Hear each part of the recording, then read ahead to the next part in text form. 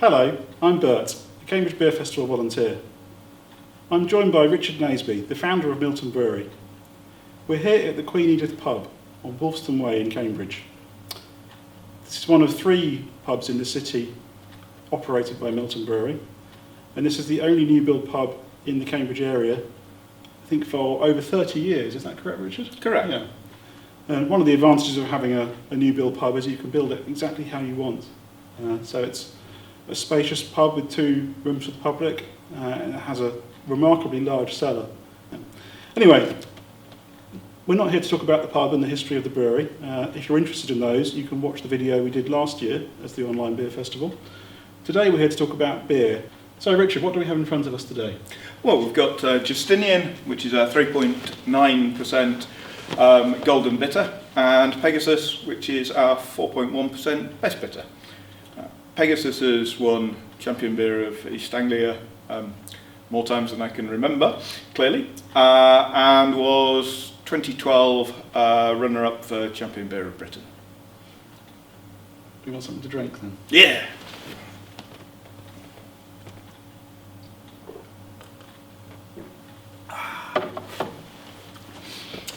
Better. That's a very refreshing beer, the Justinian. Having cycled here not very long ago, that was very welcome. Pegasus is perhaps less of a thirst-quenching beer than the Justinian, but only slightly. Yeah, it's curious. When we launched Pegasus, our first beer, 22 years ago now, it was considered a very sort of modern interpretation of a traditional style. And, well, how times have changed. Now I think it is considered a fairly traditional interpretation of a traditional style. It does use American hops. It's not, we don't pretend that Milton Brewery's got 150 years worth of glorious history. But times have changed, and it's quite nice, I think, to have a copper-coloured best bitter in our portfolio. There's many breweries sort of forgotten about copper-coloured or brown beer, and we're rather proud of Pegasus. So we've now got 2 more beers in front of us, Richard. What have we got here? We've got Minotaur, which is our 3.3% dark mild, and we've got Sparta, our 4.3% golden bitter. So I should probably have a bit of the Minotaur first, as it's rather weaker in alcohol. So there's a lot of malt in there, isn't there? There's a lot of roasted malt flavours. Yeah. As you'd expect from a mild. Yeah. So what we use in the mild is chocolate malt. That looks like chocolate, gives it a lot of chocolatey flavours, lends a certain amount to the head of the beer, and there is a small amount of wheat malt in there, which promotes head retention and just gives that slightly richer, fuller, creamier mouthfeel that you associate with a dark mild. And at 3.3% and mild, you do need those kind of characteristics, because you obviously are not getting the bitterness or the floral hoppiness that you would associate with a bitter.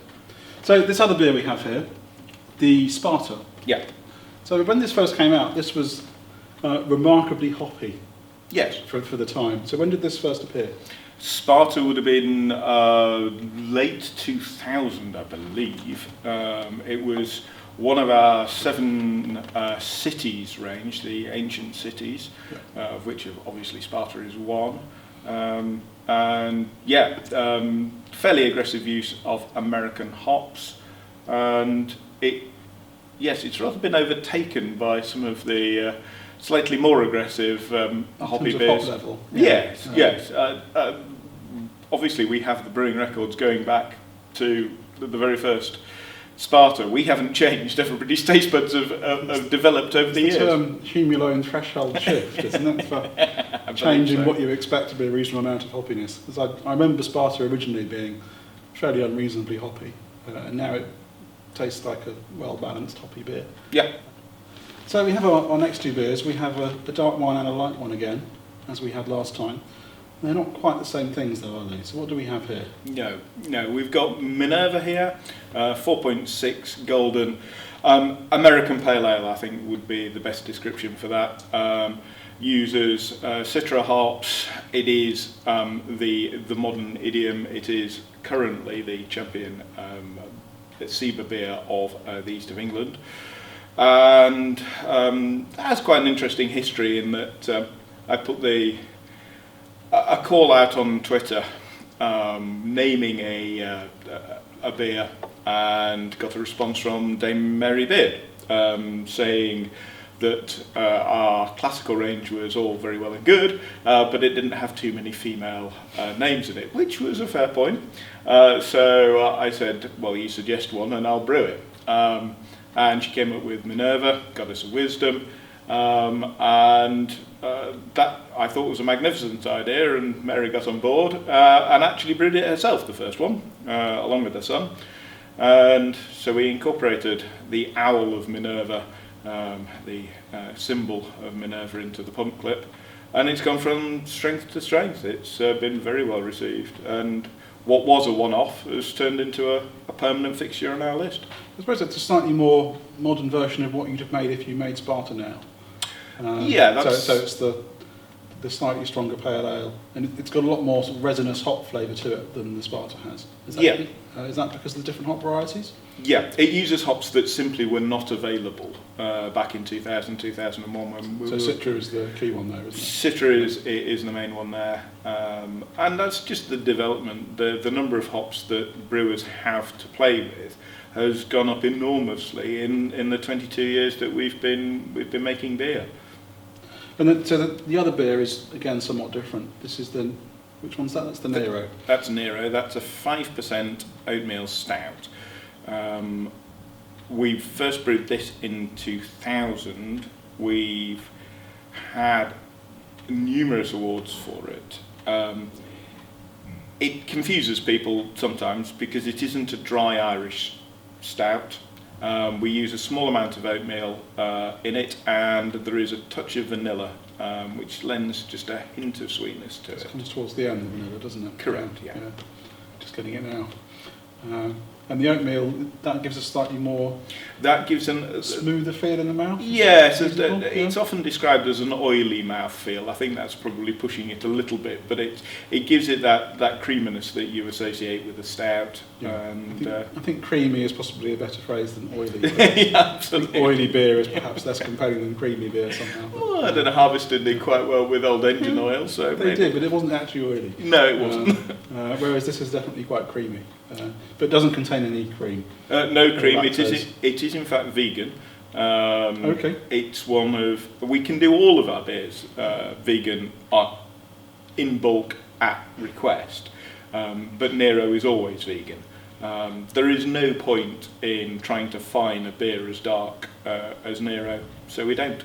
So the thing that makes the other ones not vegan is the finings? Is the finings, which are a fish byproduct. Yeah. So there's a lot of breweries now that are doing unfined beer all the time. Is that something you've considered, or do you still feel there's a demand for fined beer? Well, obviously you do, but... We've thought about it, and it's tempting some of the time when you see the state of some beers that are happily served, and you think we work incredibly hard to keep our clear beers clear. Our keg beers are unfined. We don't do a lot of keg beers. They are a specialist product for us. And the modern idiom of keg beers is for them to be hazy, cloudy. And although we can get them to drop 99% bright without using finings, the levels of hopping that you choose to use in a keg beer mean that hop hazes are probably more of an issue than actually yeast. So finings are a bit of a luxury, which you don't need. And a hop haze isn't going to be removed by finings? A hop haze wouldn't be removed. Just the yeast haze? Yes. Yep. And a hop haze tends to occur in beers that are, whether they're cask or keg, but if they're served cold, which is obviously something you associate with a keg beer, then the hop haze will form. It will disappear, but it's almost considered a desirable characteristic. Yes, it's an indication that you put enough hops in. Yeah, absolutely. So we now have our last beer of the tasting here, Richard. And which beer is this? This is Augustus. This is sort of the daddy of the range at the moment. We are brewing Marcus Aurelius, but not available at lunchtime in the Queen Edith. So Augustus is a 5.8% strong pale ale, brewed with a mixture of British and American hops. It is fairly aggressively hopped. See what you think. I will.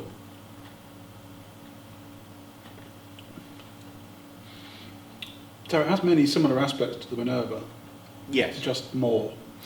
Yes. Possibly slightly less resinous flavours than the Minerva to it. They'd be your British hops. It's considerably more bitter. It is not quite as hoppy. It doesn't have quite the same high citrus floral notes that you get in the Minerva, but it's by virtue of its strength and some of the more earthy notes you get from the British hops. Yeah. It's got a fairly firm bitter backbone to it. That is appearing now, really, and sort of coming in a bit later. That bitterness and also the strength it is starting to appear a bit later in the flavours. Yeah, Augustus it's one of the beers that we don't produce year round. We tend to alternate Augustus with something like Cyclops or Saturnalia as the mood and weather takes us. Also, this time of year, we would ordinarily be sat in Cambridge Beer Festival. It would be somewhere in the 5 to 7% range, which Augustus is firmly in the middle of, that we would be producing a festival special, which would be an excuse to try out some new funky hop, either from Hereford and Worcester or from the Akima Valley. And quite often those specials end up being permanent, don't they? To some extent, or at least brewed again. Yes, possibly not permanent, but quite often they're the kind of thing that we resurrect from time to time when the hops are available. A lot of the specials are very much tailored to the availability of the hops and the desirability of the hops. And some of those hops, you never see them again. Hopefully, in a year's time, today being Wednesday, you'll be delivering beer to the Cambridge Beer Festival, including a special. Absolutely. So, thank you very much for your time, Richard. It's been Thank a pleasure, you. as always.